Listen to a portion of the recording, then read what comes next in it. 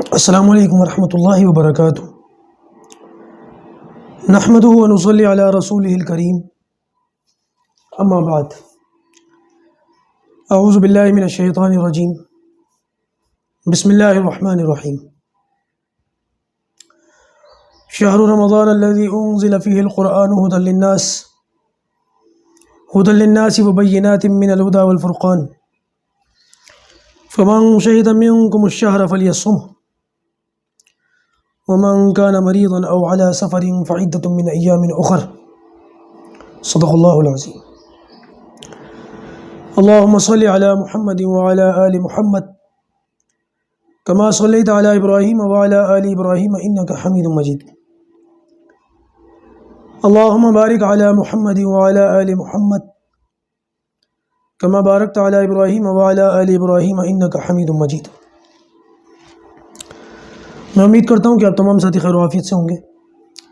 اللہ پاک آپ سب کو خوش و خرم رکھے، صحت مند رکھے، تندرست رکھے، عافیت سے رکھے۔ ہر تکلیف، ہر بلا، ہر پریشانی، ہر مصیبت، ہر آزمائش سے اللہ تعالی ہم سب کو محفوظ رکھے۔ آج آپ کے سامنے بدلے ہوئے وقت میں حاضر ہوں۔ ابھی تک ہماری یہ کلاس رات میں ہو رہی تھی، لیکن اب انشاءاللہ آج سے یہ کلاس اب اسی ٹائم ہوا کرے گی، کیونکہ اب تقریباً رمضان کا جو آخری حصہ ہے وہ شروع ہو رہا ہے، اور اب اس میں لوگوں کی جانب سے تقاضے آتے ہیں، بہت سارے لوگ محبت کرتے ہیں، پیار کرتے ہیں، اور رات میں تراویح کے بعد جو ہے پھر آپ کے سامنے آنا مشکل ہو جاتا ہے۔ پھر مسئلہ یہ ہے کہ وہ کہیں کوئی دعوت ہے، یا کہیں کوئی قرآن مکمل ہو رہا ہے، کہیں دعا ہے، کہیں بیان ہے، ان معاملات کی وجہ سے پھر رات میں بڑی مشکل ہو جاتی ہے، اس لیے ہم نے وقت بدل دیا۔ اب انشاءاللہ اس ٹائم آپ کے سامنے روزانہ حاضر ہونا ہوگا، اور یہ شروع سے ہم نے پالیسی رکھی تھی کہ 24 گھنٹے سبق یوٹیوب پر موجود رہے، تاکہ جو جہاں سے بھی دیکھ رہا ہے اپنی سہولت کے مطابق اس ٹائم پر وہ سبق دیکھ لے۔ تو لہٰذا آپ کے لیے تو بہرحال وہ سہولت جو کی تو ہے، بس ٹائم بدل گیا۔ اب رات کو آنے کے بجائے اس وقت آپ کے سامنے حاضر ہونا ہوگا۔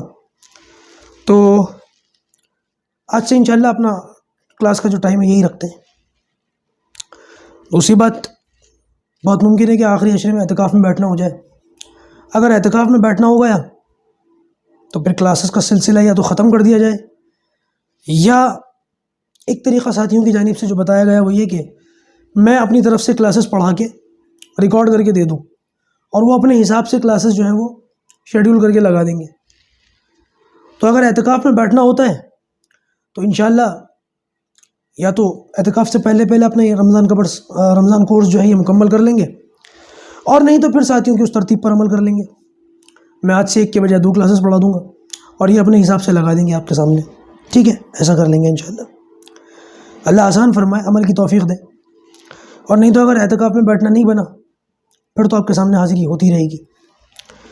لیکن رمضان المبارک کے متعلق ابھی بہت ساری چیزیں جو آپ کے سامنے لانی ہے، رکھنی ہے، اور اگر ان ساری چیزوں کو لانا ہے تو پھر مجھے اعتکاف چھوڑنا پڑے گا۔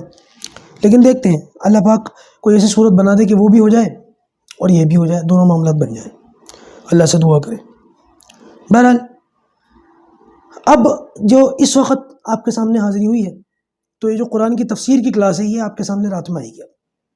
جو تفسیر اس ٹائم آپ کو مل رہی تھی وہ اب رات میں ملے گی۔ دونوں کلاسز کا ٹائم بدل گیا کیونکہ وہ ریکارڈڈ ہوتی ہے، یہ جو ہے وہ دوسرا معاملہ ہوتا ہے اس کا، ٹھیک ہے؟ انشاءاللہ آج جو ہے وہ کلاس کا آغاز کرتے ہیں، اور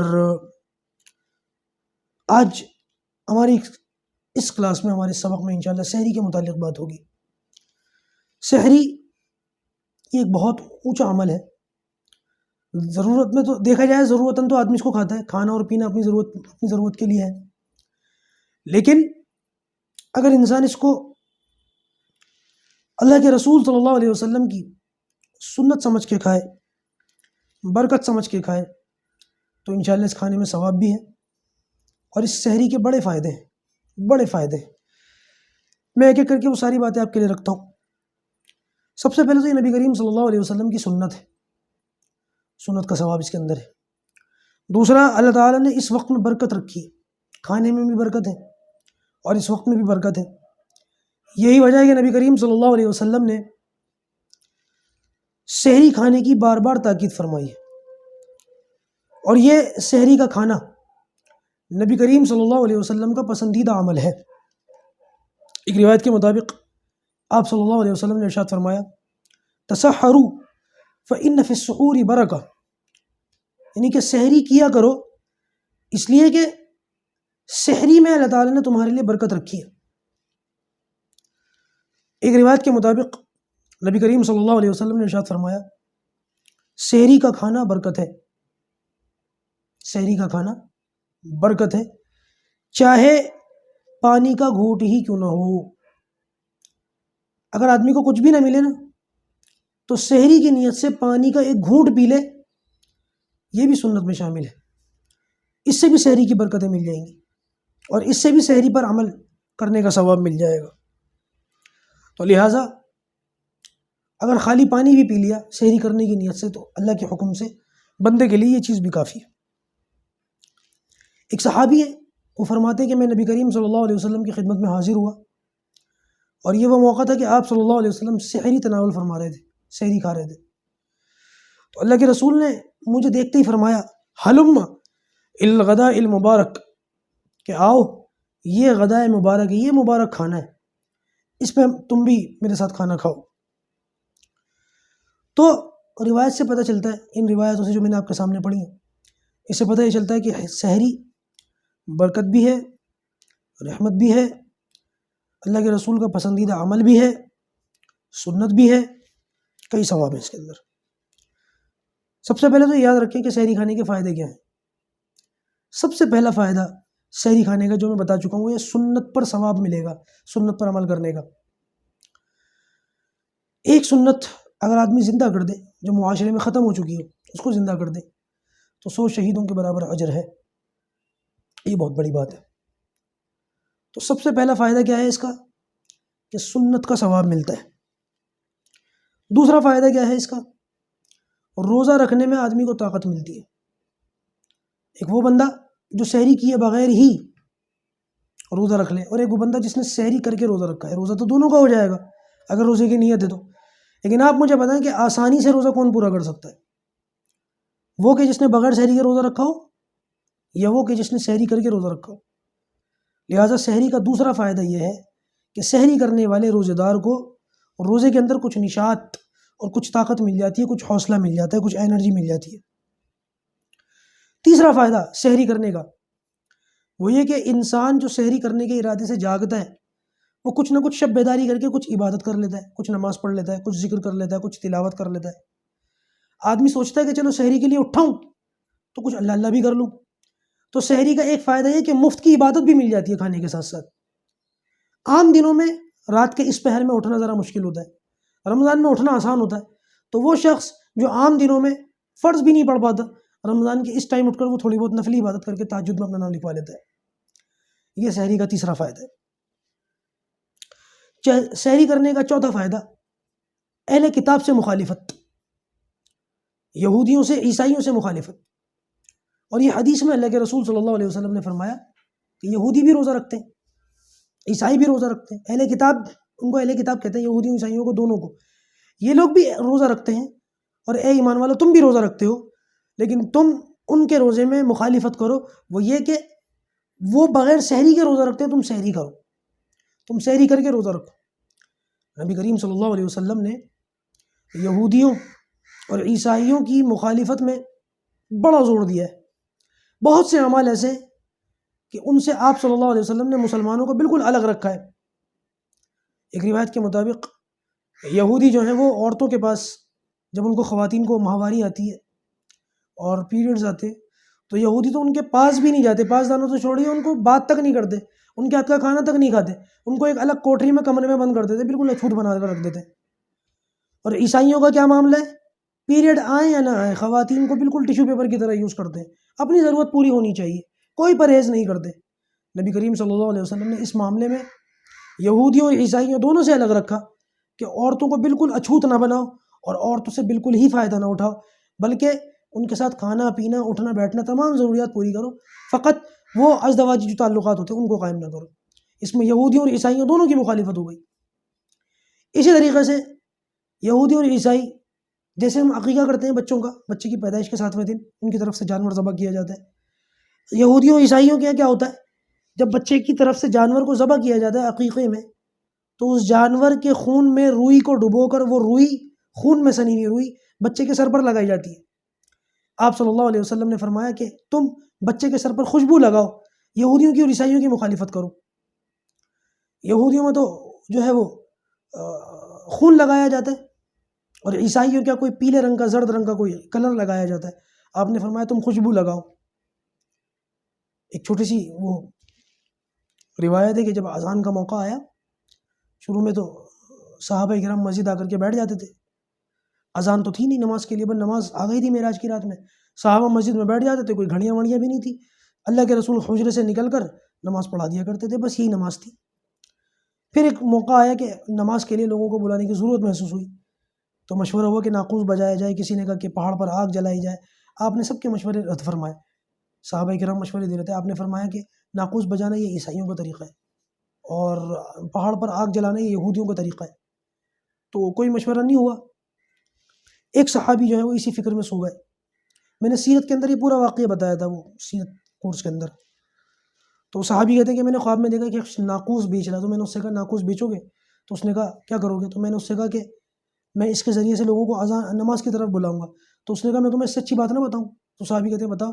تو کہتے ہیں اس نے مجھ سے کہا اللہ اکبر اللہ اکبر اشہد ان لا الہ الا اللہ، پوری اذان کے وہ الفاظ اور کلمات وہ سکھائے. صبح اٹھ کر انہوں نے اللہ کے رسول سے کہا.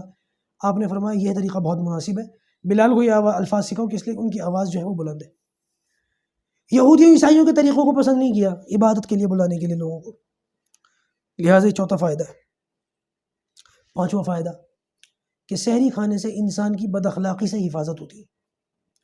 سحری کھانے سے اب دیکھیں کوئی آدمی بھوکا پیاسا روزہ رکھ لے چڑچڑا ہو جاتا ہے، اور اگر کوئی شخص کچھ کھا کے پی کے روزہ رکھے تو تھوڑا سا نشاط ہوتا ہے، تھوڑا سا ٹھہراؤ ہوتا ہے، اور وہ جلدی غصہ چڑچڑا پن نہیں آتا، اور جلدی غصہ نہیں آتا، اور بد اخلاقی سے محفوظ رہتا ہے. اچھا، چھٹا فائدہ سحری میں اٹھنے کا کہ بندہ دوسرے کو بھی سحری کروا سکتا ہے، دوسرے کی میزبانی کر سکتا ہے، اس کو اپنا مہمان بنا سکتا ہے. صدقے کا ثواب ملنا یاد رکھیے گا. کسی بھی شخص کو جو روزہ رکھنے کی نیت رکھتا ہو، اس کو اگر ہم سحری کروا دیں، یہ سحری کا کھانا وغیرہ پہنچا دیں، تو اس میں ہمارے لیے صدقے کا ثواب ہے.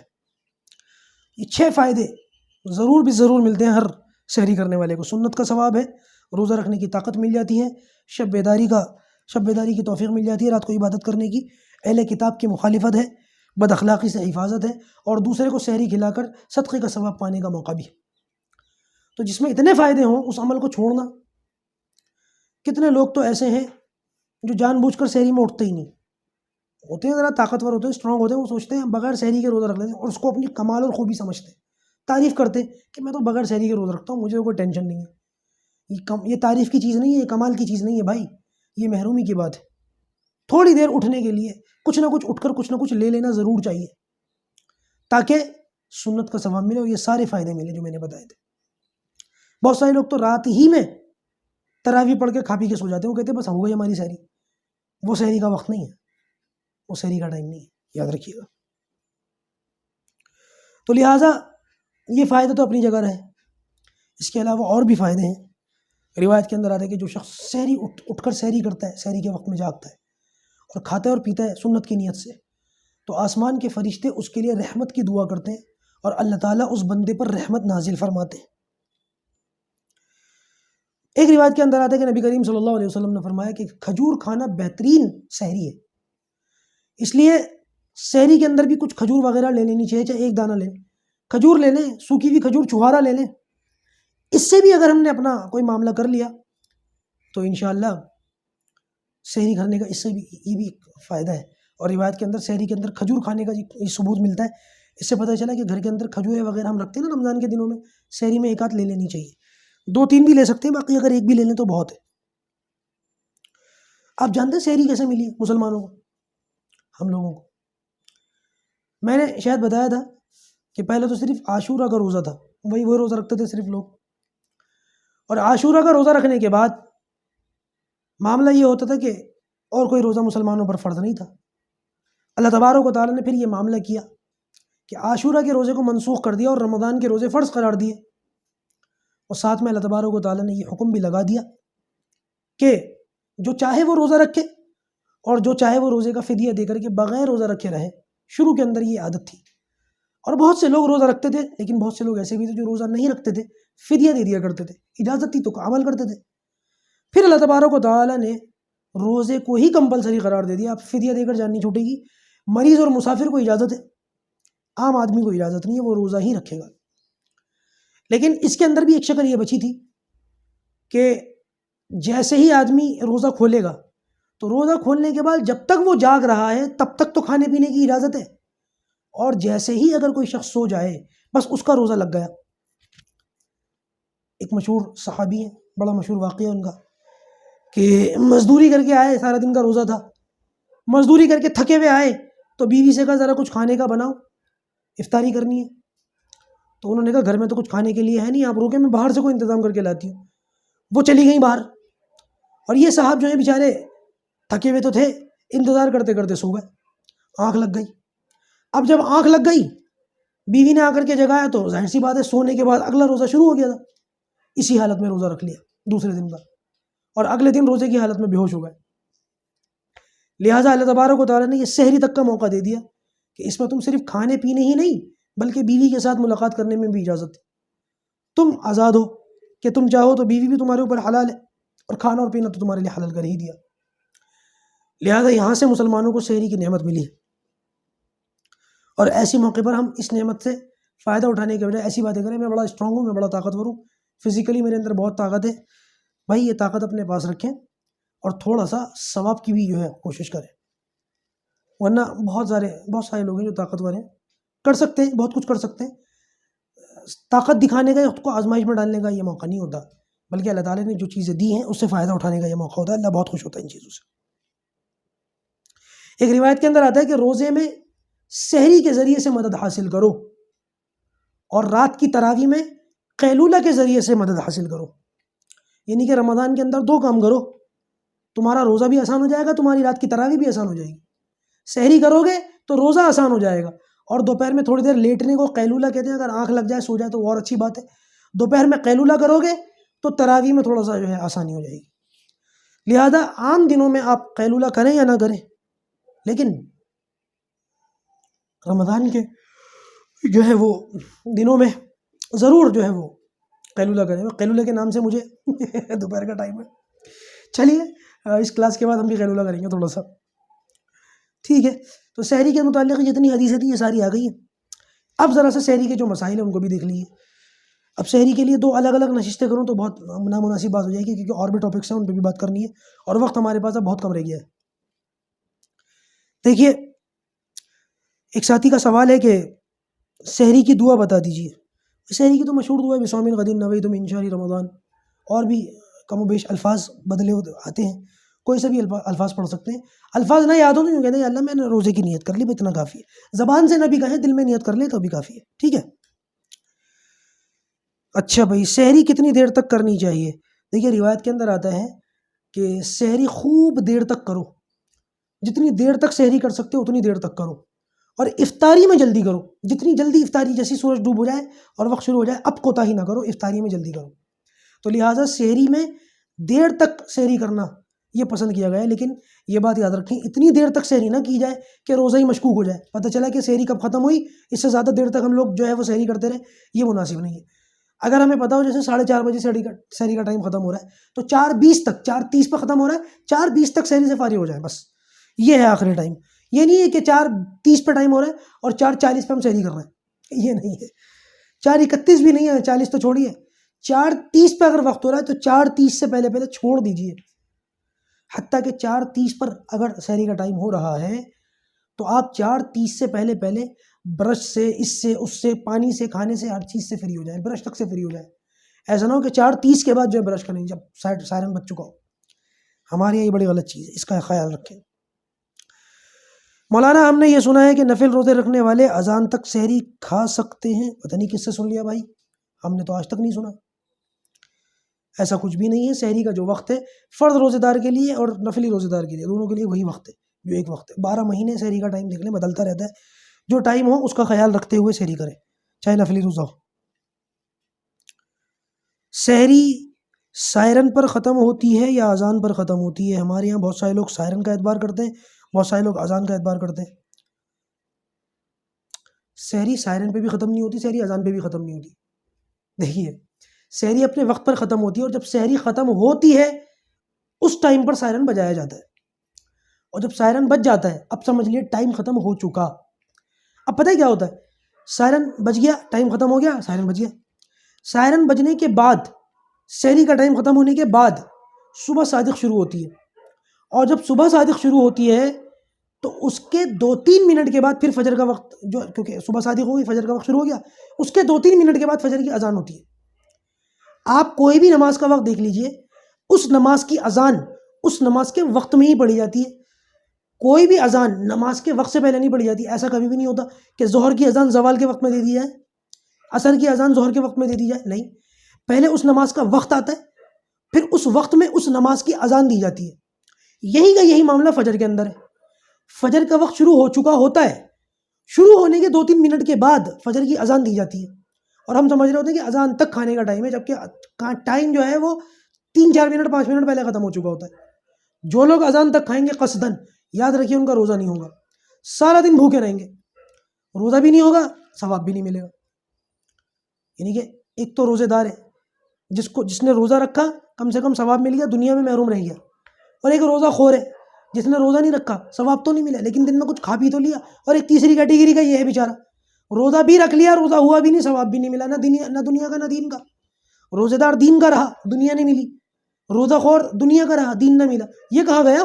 یہ تو نہ دین کا نہ دین کا نہ دنیا کا. لہٰذا ایسی صورت سے بچیں, یہ بڑی خطرناک بات ہے. تو یوں میری بات کا جو خلاصہ نکلتا ہے وہ یہ نکلتا ہے کہ ہاں سائرن پر سحری کا وقت ختم ہو جاتا ہے, کیونکہ سائرن بجایا ہی ختم پڑ جاتا ہے. جب سحری کا وقت ختم ہوتا ہے تبھی بجایا جاتا ہے, اس کا خیال رکھیں. اگر سحری میں آنکھ نہ کھلے تو کیا روزے کی نیت کر کے روزہ رکھ سکتے ہیں, روزہ ہو جائے گا؟ ہاں بالکل ہو جائے گا. اگر قصدن آدمی جان بوجھ کر نہیں اٹھتا تو ایک الگ سی بات ہے, لیکن آدمی سویا تھا نیت کر کے اور آنکھ نہیں کھلی تو یہ ایک الگ سی بات ہے, اس لیے اس کا خیال رکھیں. رات کو ہی کچھ کھا پی کر روزے کی نیت کر لینے سے کیا روزہ ہو جائے گا؟ اگر کوئی شخص رات ہی میں کھا کے پی کے یہ نیت کر لیتا ہے کہ اب میں روزے کی نیت کر کے سو رہا ہوں, سحری میں نہیں اٹھوں گا, اگرچہ یہ عمل پسندیدہ نہیں ہے, لیکن اگر کسی نے ایسے نیت کی تو اس کی بھی نیت صحیح ہو جائے گی اور اس کا بھی روزہ شروع ہو جائے گا. کیا فرماتے ہیں علماء کرام اس مسئلے کے بارے میں؟ ایک شخص عرب میں ہے اور اس نے سحری کھائی اور اس کے بعد فلائٹ میں بیٹھ کے انڈیا آ گیا. اب انڈیا میں افطار کس وقت کرے, عرب کے وقت کے مطابق کرے یا انڈیا کے ٹائم کے مطابق کرے؟ بھائی بڑے خطرناک لوگ سوال پوچھتے ہیں. دیکھیے دونوں مسئلے یاد رکھیں. سحری کا ٹائم آدمی وہاں کا اعتبار کرے جہاں اس نے سحری کھائی ہے, اور افطاری کا ٹائم وہاں کا معتبر سمجھا جائے گا جہاں پر وہ موجود ہے. اگر کوئی شخص عرب کے اندر سحری کر رہا تھا, سحری کر کے اس نے روزہ رکھ لیا نیت کر کے, اب وہ روزہ رکھ کے چل پڑا, عرب سے بیٹھ گیا فلائٹ میں اور انڈیا آ گیا. اب انڈیا میں جب آیا تو مان لیجیے دوپہر کا ٹائم ہو رہا تھا, کیونکہ وہاں کے اور یہاں کے ٹائم زون میں 2.5 گھنٹے کا فرق ہے. عرب میں 2.5 گھنٹے بعد جو ہے وہ سورج ڈوبتا ہے, پہلے یہاں ڈوب جاتا ہے انڈیا میں, پھر 2.5 گھنٹے بعد وہاں ڈوبتا ہے. اب اگر کوئی شخص یہ کہے کہ بھائی وہ میں نے تو وہاں سحری کھائی تھی عرب میں, اور انڈیا میں تو میں 2.5 گھنٹے پہلے روزہ نہیں کھولوں گا, تو انڈیا میں روزہ کھول رہا ہے 7 بجے, اور جب انڈیا میں رات کے 9:30 بجیں گے تراویح کے بعد, میں تب روزہ کھولوں گا کیونکہ میں نے وہاں سحری کری تھی. یہ مناسب نہیں ہے. آپ جہاں موجود ہیں وہاں کا اعتبار کر کے ایسی صورت میں آپ کو یہ فائدہ ملے گا کہ آپ کا روزہ چھوٹا ہو جائے گا. سمجھ رہے ہیں, آپ کے 2.5 گھنٹے روزے کے بچ گئے. اور یہی معاملہ اپوزٹ بھی ہے کہ ایک بندہ انڈیا میں سحری کھا کے نکل گیا, عرب پہنچ گیا, اور عرب پہنچنے کے بعد وہ یہ نہیں کہہ سکتا کہ انڈیا میں روزہ جلدی کھل گیا ہے, یہاں تو کھلا نہیں, میں انڈیا میں سحری کھا کے آیا تھا تو وہاں کے حساب سے روزہ کھولوں گا. نہیں, اب عرب کے ٹائم کے مطابق آپ روزہ کھولیں. ایسی صورت کے اندر آپ کا روزہ 2.5 گھنٹے بڑھ جائے گا اور ثواب بھی انشاءاللہ ملے گا, اللہ نے چاہا تو. صرف عرب اور انڈیا کا نہیں, دنیا کے کسی بھی ملک میں کسی بھی خطے میں آپ جاتے یا آتے ہیں, روزہ رکھ کر, یہ روزہ افطاری کا معاملہ ہے. اس اصول کو یاد رکھیے گا, جہاں پر بھی آپ جائیں اس کے ٹائم زون کے مطابق افطاری کریں. یہ نہ کہیں کہ میں وہاں اس ٹائم زون میں نے سحری کری تھی. اب اس صورت میں آپ کا روزہ 22 گھنٹے بڑھ جائے, 23 گھنٹے بڑھ جائے, 24 گھنٹے بڑھ جائے, وہ ایک آپ کی بات ہے. اگر 18 گھنٹے بڑھ جائے, جتنا ٹائم بڑھ جاتا ہے وہ آپ کے اوپر بات ہے، لیکن آپ کو روزہ اسے ٹائم زون کے حساب سے کھول رہے ہیں جہاں پر آپ موجود ہیں، کیونکہ وہیں کے اس کا اعتبار ہوگا، وہیں کے روحیت کا اعتبار ہوگا۔ اگر کوئی شخص ہوائی جہاز میں بیٹھا ہوا ہو، روزہ کھلنے کا ٹائم ہو جائے لیکن ہوائی جہاز میں سورج نظر آ رہا ہو، تو کیا یہ شخص روزہ کھول سکتا ہے؟ نہیں۔ دیکھیے، مان لیجیے دلی شہر کے جتنے لوگ رہنے والے ہیں دلی میں، وہاں کے لیے سورج ڈوب گیا اور لوگوں نے افطاری کر لیا، اور یہ بندہ فلائٹ میں بیٹھا ہوا ہے دلی کے اوپر ہی ہے، اور ہائٹ ہے 25-30 ہزار فٹ اوپر، اور اتنی بلندی پر ہونے کی وجہ سے اس کو سورج نظر آ رہا ہے، حالانکہ نیچے والوں نے روزہ کھول لیا کیونکہ نیچے والوں کے لیے سورج ڈوب چکا ہے، لیکن اتنا زیادہ بلند ہونے کی وجہ سے اس کو سورج دکھ رہا ہے، تو علماء نے فرمایا جب تک اس کو سورج نظر آتا رہے تب تک یہ روزہ نہ کھولے۔ اب اس کو فلائٹ جب تک چلتی رہے، جب تک سورج دکھتا رہے تب تک یہ روزہ نہ کھولے، جب سورج دکھنا بند ہو جائے، سورج ڈوب جائے، تب یہ روزہ کھولے۔ یہ مسئلہ ہے۔ کیا روزے میں دف بجا سکتے ہیں؟ دف بجا سکتے ہیں، ایز اے میوزک نہیں ہوتا، یہ ایز اے اطلاع ہوتا ہے، اطلاع کے طور پر، میوزک کے طور پر کوئی چیز بجانے کی اجازت نہیں ہے۔ سحری میں نعت پڑھنا اور نعت پڑھ کر لوگوں کو جگانا کیسا ہے؟ بدعت ہے، بدعت ہے۔ اور یہ آج کل نعت اور قوالیوں کا جو زور بنتا جا رہا ہے کچھ علاقوں میں اور کچھ جو ہیں وہ بستیوں میں، قبیلوں میں، گاؤں دیہاتوں میں، یہ بڑی غلط چیز ہے، اس کو ختم کرنے کی ضرورت ہے۔ ہماری مسجد کے امام صاحب جب سحری میں اعلان کرتے ہیں تو اعلان کرنے کے بجائے نبی کریم صلی اللہ علیہ وسلم پر صلاۃ و سلام پڑھتے ہیں اور کہتے ہیں اللہ کے رسول پر صلاۃ و سلام پڑھنا بہت اچھا عمل ہے، تو کیا اس کی اجازت ہے؟ ارے بھائی، ہر اچھا عمل اگر یہ کہہ کر لیا جائے کہ اچھا عمل ہے تو اس کا مطلب یہ عام دنوں میں رات کو 3 بجے اذان دے دیں گے آپ لاؤڈ اسپیکر میں، کہہ دیجیے اذان دینا کوئی برا کام ہے؟ اذان دینا تو اچھا کام ہے۔ اچھا ہونے کا یہ مطلب تھوڑی ہے کہ کوئی بھی کام کبھی بھی شروع کر دیا جائے، کیا فائدہ ہوگا اس سے؟ تو اس سے بچیں بھائی۔ صلاۃ و سلام اللہ کے رسول پر پڑھنا اگرچہ بہت اچھا عمل ہے، لیکن یہی چیزیں آہستہ آہستہ لوگوں میں رواج بنتی چلی جاتی ہے اور بدعت بن جاتی ہے اور زور پکڑ لیتی ہے۔